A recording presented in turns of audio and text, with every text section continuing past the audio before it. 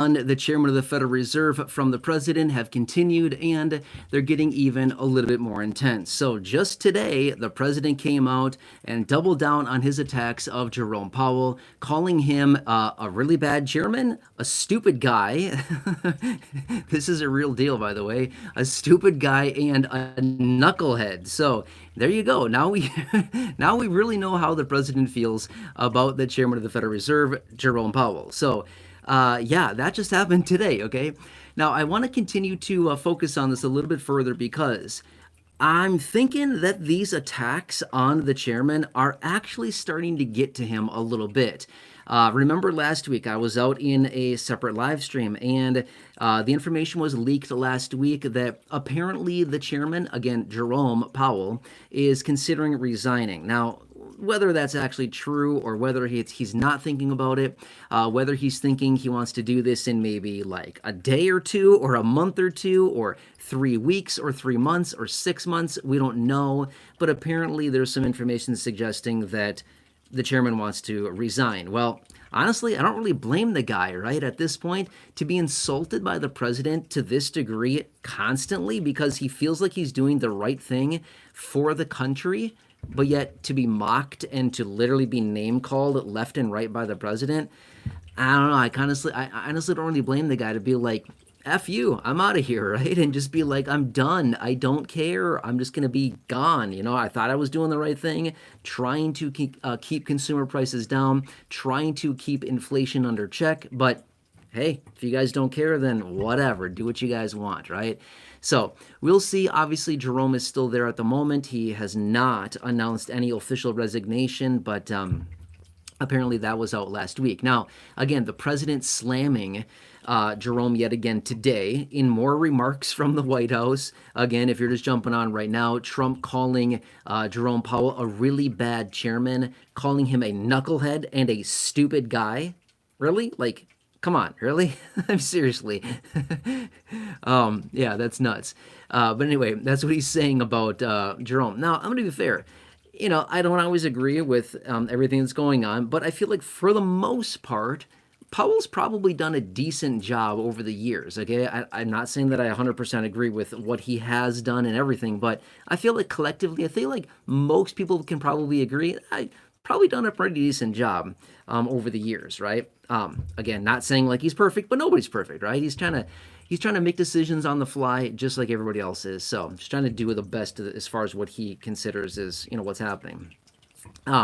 But here's what else is super interesting. From the White House today, when the president was speaking on this, he also made remarks suggesting he believes that interest rates should be at 1% or even below 1%. Now, I'm just going to say this much.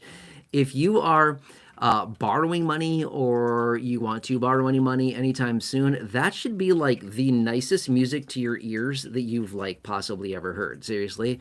If interest rates were to come down to 1% or below, I think a lot of us would be literally drooling like, oh my, I think we were just like given the golden ticket. Seriously. That would be absolutely incredible considering where rates are still sitting right now. And by the way, when he says 1%, he's not talking about like mortgage rates at 1%, car loans at 1%. He's not talking about that.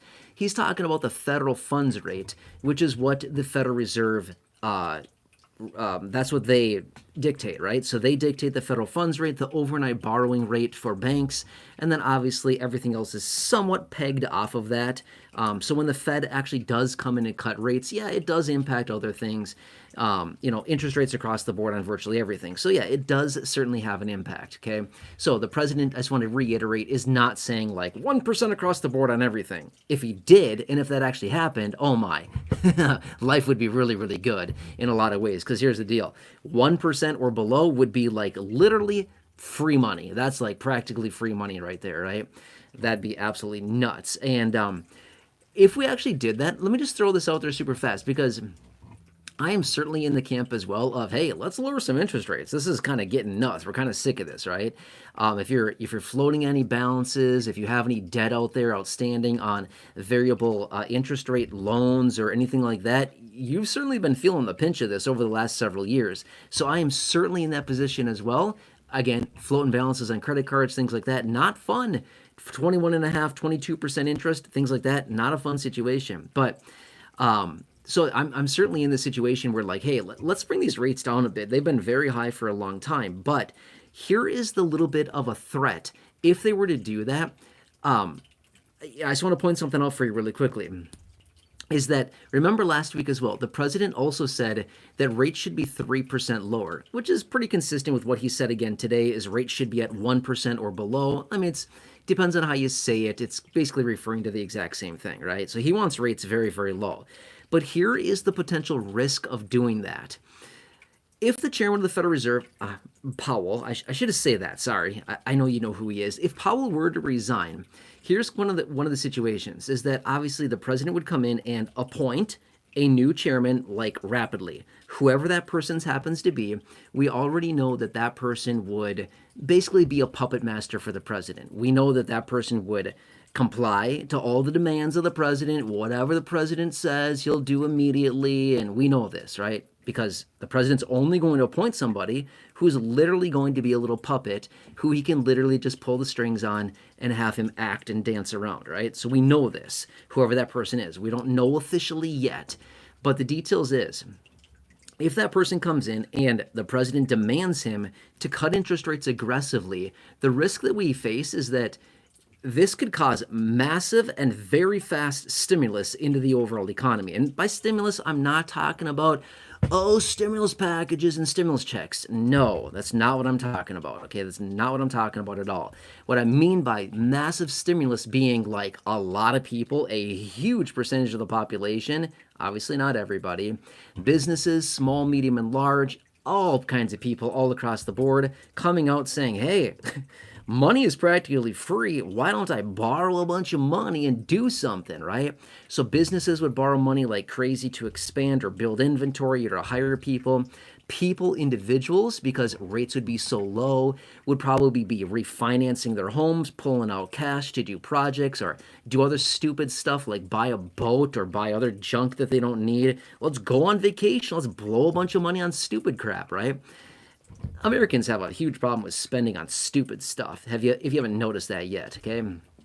Anyway, point being is that if rates were to come down significantly, we would see tons of people rush in the banks or wherever they borrow money from to refinance and or get new loans originated.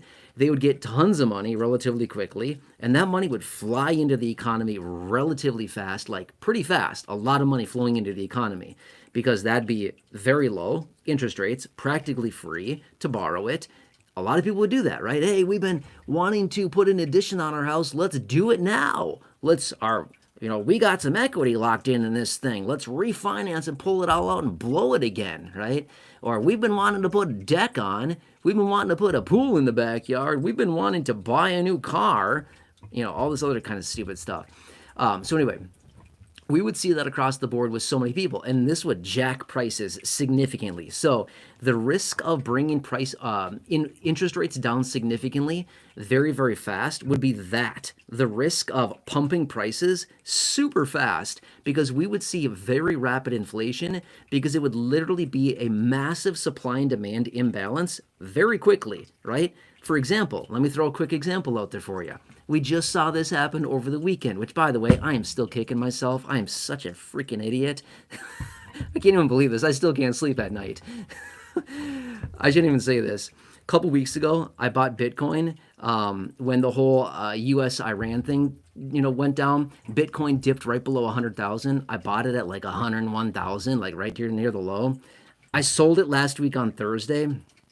Like literally within minutes of me selling, it literally took off like a rocket. I'm like, you effing idiot. Why did you sell it? I mean, I made a little profit on it, but not nearly what it did. And, oh man, what an idiot. Me, you're looking at him right here, moron, right here. Oh man, I'm still kicking myself over that. Over the whole weekend, I'm literally just like pouting all weekend. My wife's like, dude, what's wrong with you? I'm just like, dude, I'm like total moron. Why did I do this, right?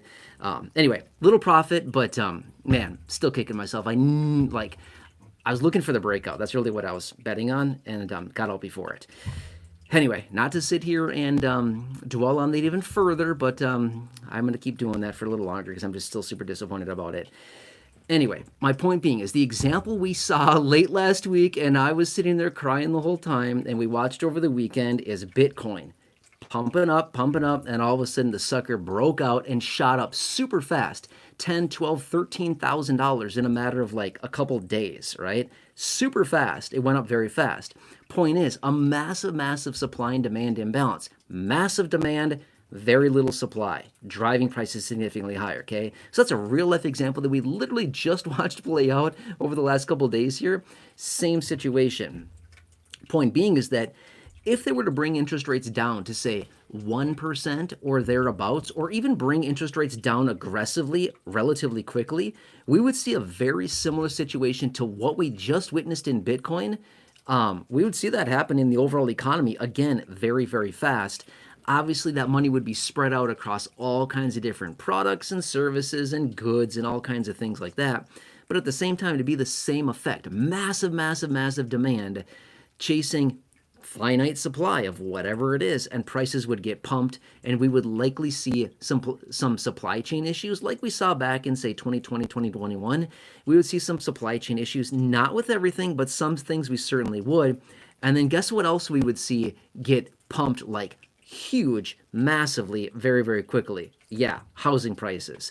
So if you think that the whole affordability situation is bad now, if interest rates were to come down very rapidly, that home affordability situation would get way worse, way faster, because all of a sudden, if rates come down that fast, all of a sudden, all these buyers that are sitting on the sidelines, waiting for one of two things, either prices to come down or rates to come down, would all of a sudden get that, and they would rush the market and pump those prices right back up. So that's the risk that we would have if they were to come in and cut interest rates aggressively. And again, when I say aggressively, I'm not talking 25 basis points. Who cares? 25 basis points is nothing. That's jack. It would do nothing for anybody, right? It's basically just a talking point. Oh, we see a little softening in the labor market. We're going to cut by 25 basis points. I'd be like, dude, keep your 25. Give us like 50 or 75 or 100, right? Like, make it mean something. Keep your little crappy 25 basis points. We don't want it. Right? But anyway, point being is that when I say aggressively, I'm talking like 75 basis points, 100 or more at any given moment, which they could do, right? They could do that. And if the president, which he will at some point, okay, whether it's when Powell resigns, like who knows when, if he resigns early before his term is up, which by the way, his term is up as chairman May 15th of next year. So what is that? July, yeah. What is that, 10 months from now? Yeah, I think it's 10 months from now. It could be, yeah, 10 months. 10 months tomorrow. Yeah, today's the 14th, right? Today's the 14th? Yeah, tomorrow's the 15th. 10 months tomorrow is when Powell's term is up as chairman, okay? So whether he resigns early and the president appoints that new chairman and they really lower interest rates fast, or if Powell sticks it out until the end of his term, we know that that new chairman is coming in. And we know that whatever's going on with interest rates, they're going to be lowered probably relatively quickly as soon as that new chairman takes the seat appointed by the president. And again, whether that happens in 3 days, 3 months, 3 weeks, or in 10 months after Powell is out of there, we don't know. But all I'm saying is that it's going to happen. It's going to happen sometime, okay? And regardless of where they're at, let's just say that Powell starts cutting interest rates in September. We see a cut in September, we see another cut in, say, October, and then again in December, and then early next year we see another cut or two, a little bit like that. By the time his term is up, rates might be down another point and a half from where they're at now, but we could easily see them come in and cut again aggressively after Powell's term is up, or when the new chairman is installed. We could see that new cut come in again and cut rates even further at that point. So, point being, whether you're praying and looking for and wishing for that cut to come in now or very soon, I can tell you this much: within, call it 10, 11 months or so, you're going to get it. You're going to get that, and it's going to be aggressive, and it's going to really jack up and really inflate this market as well as the economy relatively quickly. Which, by the way, side note, you probably already know this, but let me just say it again really quickly. Why does the president want lower interest rates? Because when there's low interest rates, what happens? The same thing I've been talking about this entire live stream. Everybody, well, I shouldn't say everybody, a lot of people borrow money and push it into the economy, stimulates the economy gets strong, economy's robust, it's growing rapidly, we get a high GDP, all kinds of things like that. And then the president gets to say, look at me, we made a very strong, the best economy in the globe, the best economy we've ever seen in the history of this world, or whatever, right? He'll say something like that. So that's why he wants to lower interest rates, because it's been contracting on the economy for the last few years, and he knows that. We all know this. It's been contracting the economy. But as soon as they pull those interest rates down, now the boa constrictor on the economy has been released a little bit. It's a little easier to breathe, right? Same thing with the economy, same situation. So that's why he wants to lower interest rates, because he knows it's going to pump the market, and he knows it's going to pump the economy big time, right? So that's the way to do it. And it kind of seems like the strategy behind the president here is insult Powell enough, and maybe he'll just throw in the towel and say, forget it, I'm out of here, I'm good, I don't need my, whatever his salary is, $235,000 a year or whatever he makes. It's something like that. It's right around there. It could change a little bit, but he might just think, I'm kind of good, I don't want to do this anymore, I don't need to be treated this way, and I'm going to be gone. I'm just going to enjoy his life. And he could easily do that at any given point. I'm sure he's fine financially, right? So anyway, just want to come back and share this with you really quickly. Obviously, I will keep you posted. Thanks so much for watching this. I really appreciate it. By the way, if you're new here, subscribe. Otherwise, if you are a fixed income beneficiary, if you're a retiree, if you're a senior, hey, check out my main channel. I have tons of videos over there, almost 6,000 videos on that channel. The channel name is Blind to Billionaire. No, I'm not a billionaire. Yes, I am blind, so the name is like, one is my reality, one is not my reality, but kind of like, hey, I can like dream a little bit, right? So yes, I am blind. No, I'm not a billionaire, but that's the channel name anyway, Blind to Billionaire. Feel free to check it out. Check that out. I talk about Social Security, fixed income benefits, low income, fixed income, all those things like that every single day. And I got a sweet deal for you as far as how you can get free access to help with your Medicare plans. Check that out. Phone number's here on this channel as well. Maybe the profile picture, something like that. Check that out. But yeah, totally free. So if you are a senior, 65 plus, or you're turning 65 in the next 6 months, call the phone number here on this channel. It's in the profile picture. Otherwise, in the description, I have it there as well. Check that out. Call them, and they will help you completely for free with your Medicare plans. Absolutely amazing. They've helped about 3,000 people off of my other channel. About 3,000 seniors have received help. The average person receiving $1,100 of savings and getting better plans and better coverages. Absolutely incredible. It's really nice to see that. By the way, it's totally free, 100% for free. All right, anyway, please have a nice day. Thanks for watching this. Appreciate it. Please subscribe. Feel free to like the video, thumbs up button. Feel free to share this. Check out the other main channel, Blind to Billionaire. About 6,000 videos over there. I just wrapped up a live stream over there, by the way, just like a few minutes ago. Otherwise, enjoy, and I'll catch you again later. All right, I'll see you. Okay, I'm going to turn this off. Uh-oh, what happened? Yeah, okay. Sorry, my phone's talking because, yeah, so I can't see it. Yes. All right, see ya.